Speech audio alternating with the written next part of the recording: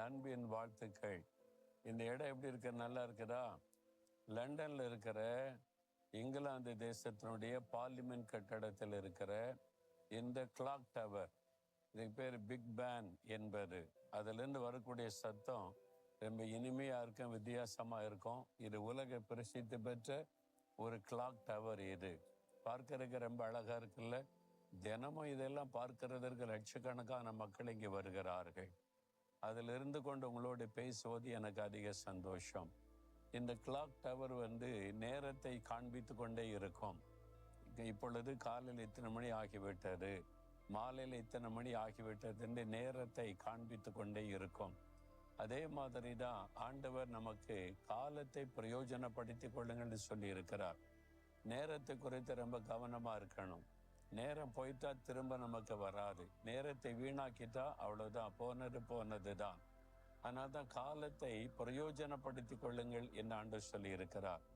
ஒவ்வொரு நாளையும் நீங்க பிரயோஜனப்படுத்தி கொள்ளணும்.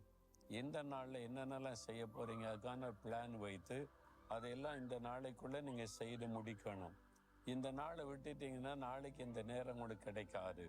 அதனால காலத்து குறித்து ரொம்ப கவனமா இருக்கணும். சரியா? நேரத்தை வீணாக்காதுங்க.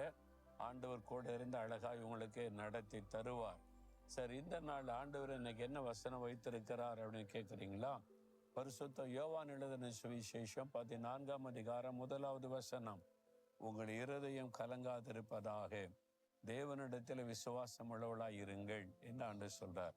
உங்கள் இருதயம் கலங்காதிருப்பதாக. ஏதோ ஒரு கலக்கம் உங்களுக்கு இருக்குது, அப்படித்தானே?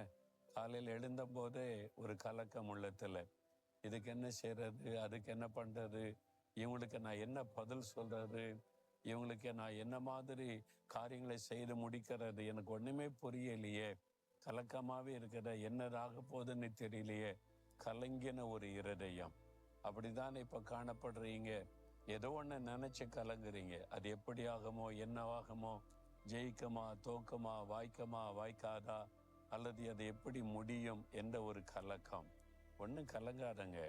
உங்க இருதயம் கலங்காது இருப்பதாகனா அமைதியா தெளிந்த ஒரு நீருடைய போல அப்படியே நீங்க ஒரு அமைதியா, நீங்க ஆத்மா அமைதியா இருங்க அப்படின்னு ஆண்டவர் சொல்லுகிறார். எப்படிங்க அப்படி இருக்க முடியும்? இவ்வளவு பிரச்சனை இருக்குது, நெருக்கம் இருக்குது, தேவை இருக்குது அப்படின்னு நினைக்கிறீங்களா? தேவனிடத்துல விசுவாசமா இருங்க. அவர் தான் உங்களுக்கு இருக்கிறார்ல. இயேசு கிறிஸ்து வானத்தையும் பூமி உண்டாக்கின ஆண்டவர். அவர் மேல விசுவாசம் வச்சுட்டீங்கன்னா இந்த கலக்கெல்லாம் போயிடும் தன்னால. அந்த விசுவாச குறைவுனாலதான் கலக்கம் வருகிறாரு. நீங்க சொந்த பலத்தை நம்புறீங்க, சூழ்நிலை பாக்குறீங்க, உங்களால என்ன முடியாதுன்னு யோசிக்கிறீங்க. அதை வச்சுதான் கலக்கமே வருது. ஆனா ஆண்டவரை முன்னால நிறுத்தி பாருங்க. என் ஆண்டவர் எல்லாவற்றையும் செய்து முடிப்பார். அவருக்கு முன்னால இந்த பிரச்சனை ஒண்ணு இல்லை, இந்த தேவை ஒண்ணு இல்லை, அவர் பெரியவர் அப்படின்னு அவர் விசுவாசித்து பாருங்களேன். இந்த கலக்கெல்லாம் உள்ளத்தை விட்டு ஓடி மறைந்து விடும். அதனால தான் ஆண்டவரே உங்கள் இருதயம் கலங்காதிருப்பதாக. எதுக்கு கலங்குறீங்க? ஆண்டவர் சொல்ல, மகனை எதுக்கு நீ கலங்கி கொண்டிருக்கிற, மகளை எதுக்கு நீ கலங்கி கொண்டிருக்கிற, என்ன கலக்கம் உனக்கு? என் மேல விசுவாசம் வைத்து உறுதியா நெல்லு, நான் பார்த்து கொள்ளுவேன். உனக்காக செய்து முடிக்க மாட்டேனா?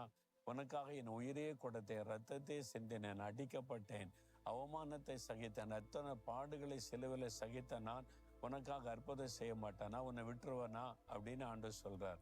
அப்புறம் என்ன? அவர் மேல விசுவாசம் வைங்க, நிம்மதியா இருங்க, சந்தோஷமா இருங்க, மகிழ்ச்சியா இந்த நாள் பிரயாணத்தை துவங்குங்க. முடிவுல பாருங்க, நீங்க கலங்குற மாதிரி எதுவுமே நடக்காது, எல்லாம் நன்மையா மாறி இருக்கும். விசுவாசிக்கிறீங்களா? அப்படின்னு சொல்லுங்க. ஆண்டவரே, என் இருதயம் கலங்காது, உம்மிடத்துல நான் விசுவாசமா இருக்கிறேன், நீங்க எல்லாத்தையும் பார்த்து கொள்ளுவீங்க, நான் அற்புதத்தை எதிர்பார்க்கிறேன். இயேசுவின் நாமத்தில் ஆமேன், ஆமேன்.